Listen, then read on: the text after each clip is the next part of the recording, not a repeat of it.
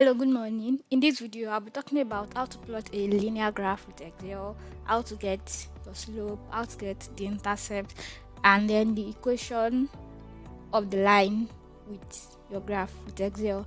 And I'll also talk about how to get your dependent variable based on a particular independent variable using the equation of reaction that you've gotten with Excel.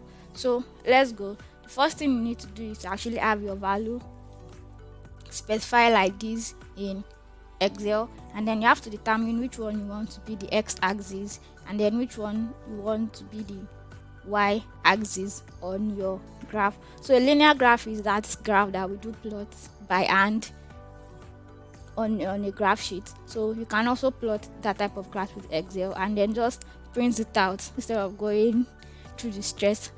Okay, so in this particular situation now we have different dilutions of a particular known compound, and then we measure the absorbance of each dilution. So in this case the absorbance is the x-axis and then the concentration is the y-axis. So to plot your graph you need to go to the insert tab and then click on this type of chart, which is scatter plot. So click on scatter plot and then click on scatter plot and choose simple scatter plot. So because we didn't click into our data before going to insert and then clicking on the chart, we have a blank scatter plot, and that is what I want because we want the chart to actually plot what we want exactly. So we want absorbance on x and then we want concentration on y-axis. So we are going to specify that by ourselves. Okay, so click on select data now. So when you select your blank chart, these two ribbons will actually come up, and then you click on select data. Then here you click on add. So when you click on add, you can give the series a name. I don't care about name.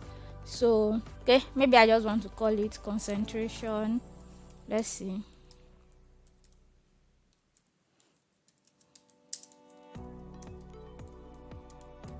Concentration versus absorbance, and then on my x-axis now, series x values, that is where I'll select the x-axis, and then the y value, delete whatever is here, and then go ahead to select the y-axis.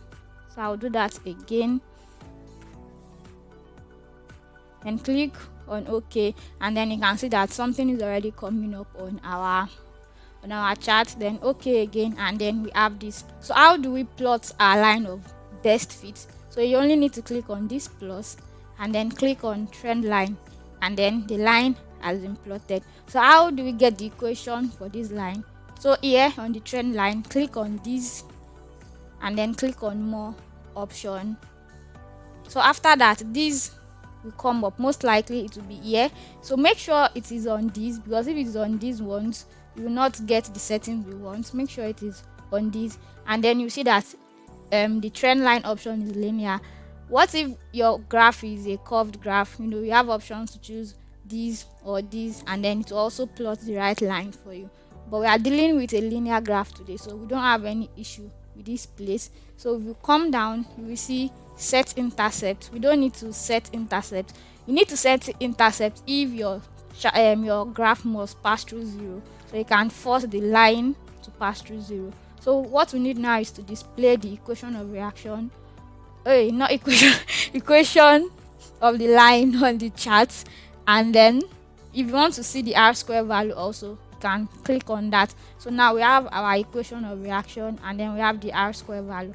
I'll just go to home to increase that. So now we can see our equation of reaction, and from the general equation of a straight line, we know that y equals mx plus c. So from here we know the m is the slope and then c is the intercept. So what is our slope? Our slope is what? 0.0513. That is the coefficient of x, and then our intercept is minus 0.0007. So now what if we have an unknown substance? It's the same substance but we don't know the concentration. Now we've gotten the absorbance, which is 0.359, and then we need to get the concentration of that particular substance. To get the concentration for the unknown, so go into the cell where you want it to be displayed and then type equals to then 0.0513, which is our slope, multiply by x. And what is x? That is the absorbance, so that will be 0.359, which is the absorbance of the unknown. Now instead of typing this manually, the absorbance, you can also just reference the cell in which it is located, then minus the intercept, which is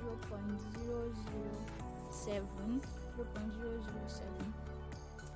So if we press enter now, this is our concentration for this unknown substance. And going by our graph, we'll see that this actually makes sense, because that 0.059359 will be probably around here. Then if we trace it up and then come here, it's going to be 0.0 around this particular value that we got.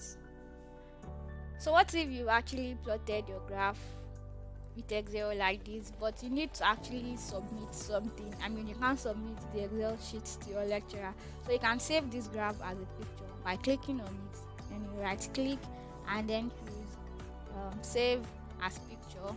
So you give it a name and save it to a particular place on your system, and then you can actually just send that picture and then print it. So that is how to plot your linear graph with Excel, how to get your slope, the intercept, the R-square value, and then how you can use the equation of the line to get your dependent variable. So there's another way to do the same thing to get your slope, to get the intercept, without actually plotting a graph, by using some Excel function. Maybe I'll talk about that in another video. So that is all for today. Thank you.